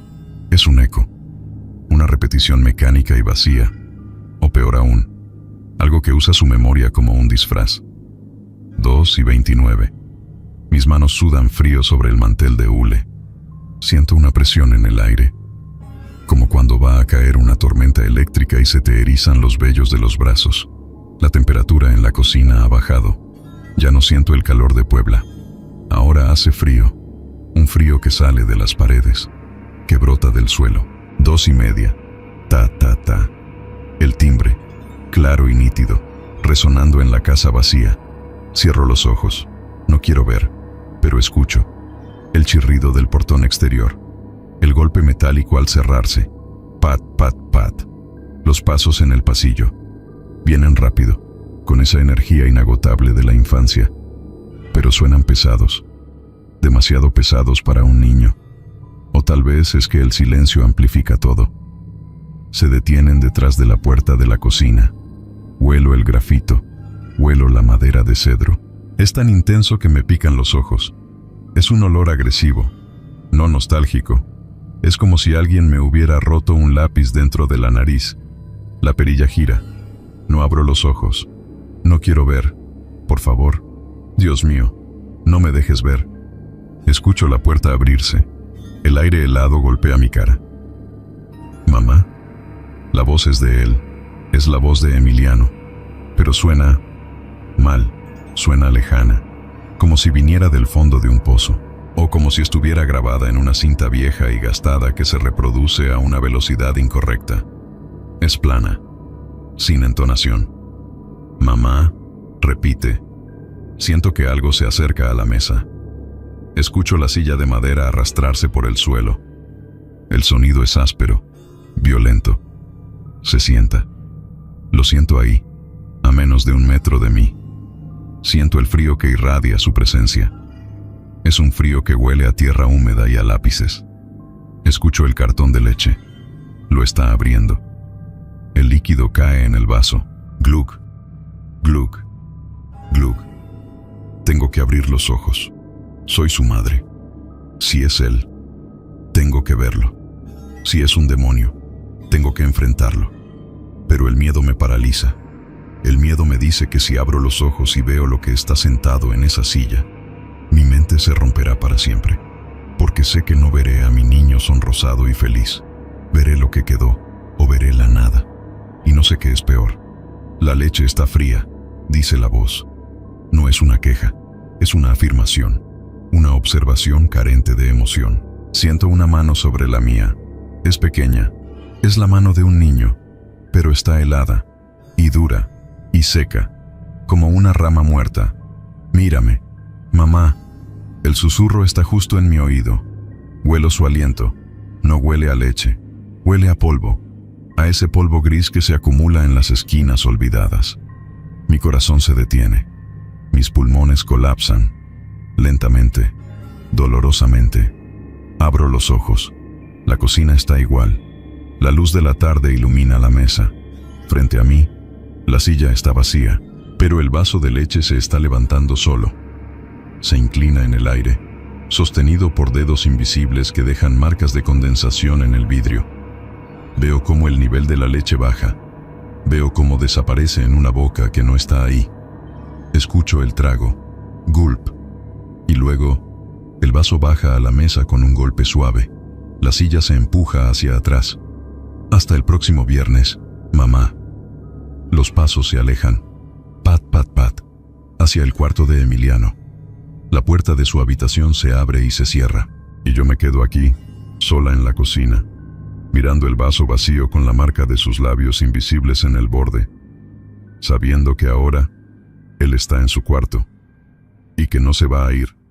Ya no es solo los viernes a las 2:30. Escucho cómo se acuesta en su cama. Escucho los resortes gemir. Ha vuelto, y esta vez creo que se va a quedar. El aire en la casa ya no es mío. Ahora huele a lápices, todo el tiempo. Y tengo miedo de ir a mi propia habitación, porque para llegar ahí, tengo que pasar por la puerta de la suya, y está abierta. Y desde la oscuridad del pasillo, puedo sentir que algo me mira sonriendo desde la penumbra. Algo que tiene la voz de mi hijo, pero los ojos de la eternidad.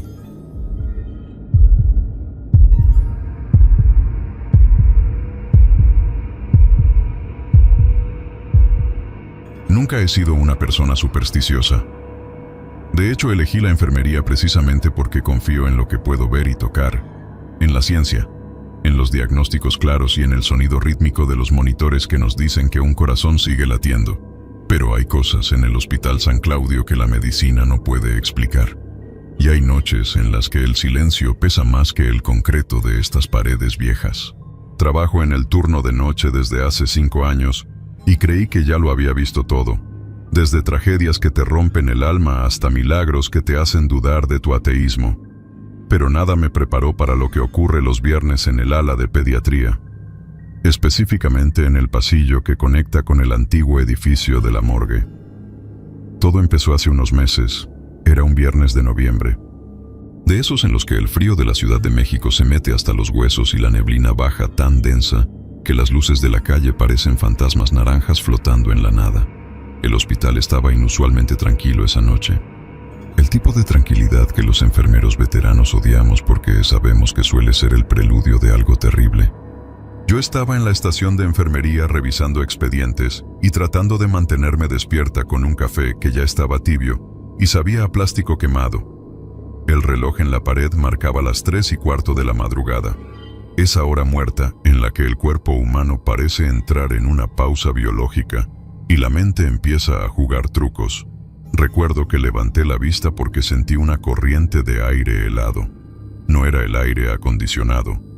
El sistema de calefacción es viejo y ruidoso y esa noche estaba apagado.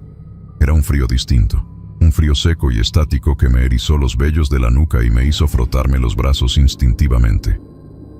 Miré hacia el pasillo largo que se extiende a mi derecha, el pasillo que lleva a las habitaciones de recuperación y que al final tiene esas puertas batientes que dan al área de servicios y elevadores de carga. Las luces fluorescentes empezaron a parpadear. No era ese parpadeo común de un tubo gastado. Era como si la electricidad tuviera miedo de pasar por ahí. Un zumbido eléctrico subía y bajaba de intensidad como la respiración de un animal moribundo. Pset, pset, y luego oscuridad por un segundo. Y luego luz otra vez. Me puse de pie, acomodé mi uniforme y tomé la linterna que siempre llevo en el bolsillo. Caminé despacio hacia el pasillo. Mis suelas de goma chirriaban contra el linóleo pulido y el sonido rebotaba en las paredes haciendo eco. «Hola», pregunté en voz baja. No quería despertar a los pacientes, pero necesitaba romper ese silencio opresivo. Nadie respondió, solo el zumbido de las luces. Seguí caminando y el frío se hizo más intenso. Tan intenso que podía ver mi propio aliento saliendo en pequeñas nubes blancas frente a mi cara. Fue entonces cuando lo vi. Al final del pasillo, justo antes de las puertas batientes, había un niño. Debía tener unos 7 u 8 años. Estaba de espaldas a mí. Llevaba una bata azul, de esas batas genéricas del hospital que les quedan grandes a todos y se amarran por detrás. Se veía tan pequeño en medio de ese pasillo enorme y oscuro. Su piel se veía pálida bajo la luz intermitente, casi traslúcida. Sentí una mezcla de preocupación y alivio. Pensé que era alguno de los niños de la habitación 304 que se había levantado sonámbulo o asustado. «Oye, pequeño», le dije suavizando mi voz para no asustarlo. «¿Qué haces aquí afuera? Deberías estar en tu cama. Hace mucho frío». El niño no se movió. No giró la cabeza. No hizo ningún sonido. Ni siquiera parecía respirar. Sus hombros no subían ni bajaban. Me acerqué un poco más. Con cada paso que daba sentía que el aire se volvía más pesado. Como si estuviera caminando bajo el agua. «Oye, te estoy hablando. Ven, vamos a llevarte a tu cuarto». Estiré la mano para tocarle el hombro. Y en el momento exacto en que mis dedos rozaron la tela de su bata, él se giró. Lo hizo con una suavidad antinatural, sin movimientos bruscos. Simplemente rotó sobre su eje como si flotara a milímetros del suelo. Su rostro, Dios mío, su rostro era normal, pero su expresión estaba vacía. Tenía los ojos grandes y oscuros, pero no había brillo en ellos. No había miedo, ni sueño, ni curiosidad. Solo una profundidad negra que parecía absorber la poca luz del pasillo. Su piel tenía ese tono ceroso de la fiebre alta o de algo peor. Me miró fijamente y levantó su mano derecha hacia mí. Sus dedos eran pequeños y delgados, lívidos. Me quedé paralizada. Mi instinto de enfermera me gritaba que ese niño necesitaba ayuda urgente, que estaba en shock o hipotérmico. Pero mi instinto de supervivencia, esa parte animal y primitiva de mi cerebro, me gritaba que corriera en dirección contraria, que me encerrara en la estación y rezara todo lo que supiera. «Ven», susurró, pero su boca apenas se movió. La voz no sonó como la de un niño. Sonó como el crujido de hojas secas, como el viento colándose por una ventana rota. «Ven», repitió, y sin saber por qué, movida por una fuerza que no era mi voluntad, tomé su mano. Estaba helada, no fría como el hielo, sino fría como la piedra en invierno, fría como algo que nunca ha tenido calor. Su tacto era firme, y en cuanto nuestras pieles se tocaron, el niño empezó a caminar, y yo caminé con él. No me llevó de regreso a las habitaciones. Me guió hacia las puertas batientes, hacia el área que conecta con el edificio viejo. Quise soltarme. Quise preguntarle a dónde íbamos, pero las palabras se me atoraron en la garganta. Sentía la lengua pesada y seca. Las puertas automáticas que suelen fallar y tardan en abrirse se separaron suavemente ante nosotros, sin el ruido mecánico habitual, como si el hospital mismo le abriera paso a este niño. Pasamos al otro lado, hacia el corredor de servicio. Aquí la atmósfera era distinta. El olor a desinfectante desaparecía y era reemplazado por un olor a humedad antigua, a polvo y a formol. El niño no me miraba, solo miraba hacia el frente, con esa determinación silenciosa. Sus pies descalzos tocaban el suelo, pero no hacían ruido. Ni un solo paso sonaba. Solo se escuchaban mis propios pasos torpes y pesados tratando de seguirle el ritmo. Bajamos por la rampa de servicio, la que se usa para mover camillas y equipos pesados. Bajamos un nivel, y luego otro. Estábamos yendo hacia el sótano, hacia la zona de patología y la morgue. Mariela, detente, me dije a mí misma. Suelta su mano y corre, pero no podía. Sentía una tristeza inmensa emanando de él, una soledad tan profunda que me dolía en el pecho. No era maldad lo que sentía, era abandono. Era la desesperación de alguien que busca algo que perdió y no sabe cómo encontrarlo. Llegamos al pasillo del sótano. Las luces aquí eran amarillentas y viejas. Las paredes estaban despintadas y se veían manchas de humedad que parecían mapas de países olvidados. El niño se detuvo frente a una puerta de metal gris. Una puerta pesada que yo conocía bien porque en mis primeros años me había tocado bajar muchas veces a dejar expedientes de defunción. Era la entrada a la zona de resguardo temporal, el lugar donde ponían los cuerpos que nadie había reclamado todavía, o los que estaban pendientes de identificación. El niño soltó mi mano. Sentí el vacío inmediato en mi palma, una sensación de pérdida absurda. Se quedó mirando la puerta fijamente. Luego me miró a mí una última vez, y en sus ojos vi una súplica, una petición muda que me heló la sangre. Señaló la puerta con su dedo índice, y luego, simplemente, se desvaneció. No desapareció como en las películas con humo o efectos. Simplemente dejó de estar ahí. En un parpadeo estaba, y al siguiente solo había aire, y ese frío terrible que me calaba hasta los huesos. Me quedé sola frente a la puerta gris, temblando, con el corazón golpeándome las costillas como si quisiera romperse. Respiré hondo, 1, 2, 3 veces, tratando de recuperar la cordura, pensando que tal vez el cansancio me había provocado una alucinación, que el estrés de la semana me estaba pasando factura. Pero la sensación de su mano fría en la mía había sido tan real, tan física. Con las manos temblorosas empujé la puerta. Estaba abierta, lo cual era una violación al protocolo porque esa área siempre debe estar cerrada con llave. Entré. El aire adentro estaba viciado y olía intensamente a químicos de conservación. Encendí la luz. Los tubos fluorescentes tardaron en prender, iluminando la sala con una luz blanca y cruda. Había 3 planchas metálicas en el centro. 2 estaban vacías, pero la del fondo estaba ocupada. Había un cuerpo cubierto con una sábana blanca. Me acerqué despacio, sintiendo que estaba profanando algo sagrado. Busqué el portapapeles que colgaba a los pies de la plancha. Estaba vacío. No había nombre. No había hora de ingreso. No había causa de muerte. Solo una etiqueta provisional atada al dedo gordo del pie que sobresalía de la sábana. La etiqueta decía: desconocido. Ingreso, viernes 23:00 horas. Hallado en la vía pública. Levanté la sábana con cuidado, solo lo suficiente para ver el rostro. Y ahí estaba. Era él, el mismo niño del pasillo, con los mismos ojos cerrados, la misma piel cerosa, pero ahora estaba quieto.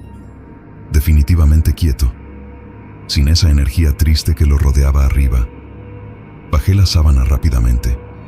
Sentí náuseas, sentí ganas de llorar. Salí de ahí corriendo. No cerré la puerta. No apagué la luz. Subí las rampas corriendo hasta que mis pulmones ardían. Llegué a la estación de enfermería y me encerré en el baño. Vomité el café tibio y me lavé la cara con agua helada hasta que dejé de temblar. Busqué en los registros de ingreso cuando logré calmarme. Efectivamente, un niño sin identificación había sido traído por una ambulancia esa noche.